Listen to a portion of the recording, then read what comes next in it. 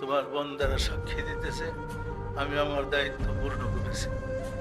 নাহমাদুহু ওয়া নুসাল্লি আলা রাসূলিল কারীম। সম্মানিত আশিক রাসূলেরা, আপনারা আমার সালাম গ্রহণ করুন। আসসালামু আলাইকুম ওয়া রাহমাতুল্লাহি ওয়া বারাকাতুহু। আশিক রাসূলেরা, হজের মাস এসে গেছে। হয়তো আর কিছুদিন পরেই হজ শুরু হবে। আমাদের দেশ এবং বিশ্বের অন্যান্য দেশ থেকে মুসলমানরা, হাজী সাহেবরা দলে দলে যাত্রা করেছে হজে যোগদান করার জন্য। হজের উদ্দেশ্যটা কি ছিল সে সম্বন্ধে আমাদের জানার দরকার। আসলে রাসূল সাল্লাল্লাহু আলাইহি সাল্লাম জীবনে একবার হজ করেছে, বছর বছর জীবনে একবার, যেটাকে বিদায়ের হজ বলে। বিদায়ের হজ রাসূল করেছে, এই কারণে সেটা ছিল ৯ জিলহজ। এর আগে অন্যান্য হুজুর সাল্লাল্লাহু আলাইহি ইসলামের যুগের আগে হজ ছিল। হজটা ইব্রাহিম আলাইহিস সালামের জামানা থেকে শুরু হয়েছে। প্রতি বছরই হজ। তো ওরা বৎসরে প্রতি মাসে হজ করত, আর কোনো মাসে ২ বারও হজ করেছে।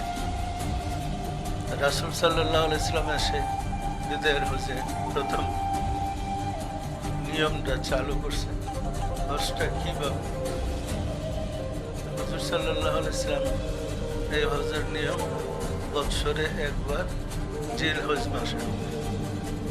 এর আগে মুহররম হজ হইত, সফর মাসে হজ হইত, রবিউল আউয়ালে হজ হইত, কিন্তু রাসূল সাল্লাল্লাহু আলাইহি সাল্লাম নির্ধারণ করেছেন জিলহজ মাসের ৯ জিলহজ হজ হবে। আর তিনি মক্কা থেকে মদিনা থেকে মক্কায় তাশরিফ নিয়েছিলেন। ওইখান থেকে উটের পিঠে করে পায়ে হেঁটে হাজিরা হজ করতে গেছে রাসূলের সঙ্গী সাথীরা। আরফাতের মাঠে এর মধ্যে একটা স্থান, ওইখানে বিরতি দিয়া ৯ জিলহজ উনি একটু ভাষণ দিচ্ছেন, এটাকে বিদায় হজের বাণী বলে। ওই জায়গাটাতে এখন একটা পাথরের সিমেন্টের খুঁটি আছে, ওইখানে যে জায়গাটা দাঁড়ায় উনি ভাষণ দিচ্ছেন, একটা টিলার উপরে দাঁড়ায় ভাষণে যে বিদায় হজের বাণীতে উনি বলছিল মুসলমানদেরকে, আমি কি আমার দায়িত্ব পূর্ণ করতে পেরেছি? সবাই ওয়াদা করলেন, জি হ্যাঁ ইয়া রাসূলুল্লাহ।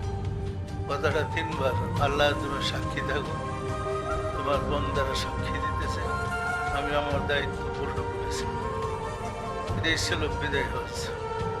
হজে যাওয়ার মুখ্য উদ্দেশ্য হইল আরবি হাজ্জুন শব্দ থেকে হজ শব্দটা আসছে।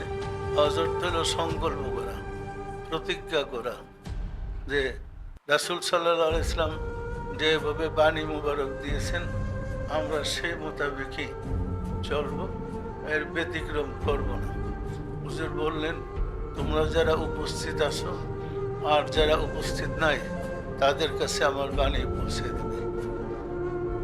আজও আরফাতের মাঠে হজের বাণী হয়, কিন্তু রাসূলের কণ্ঠ নেই। এখন যারা হজের কথাবার্তা বলে এদের রাসূলের প্রতি সুন্দর বা পরিষ্কার ধারণা নেই।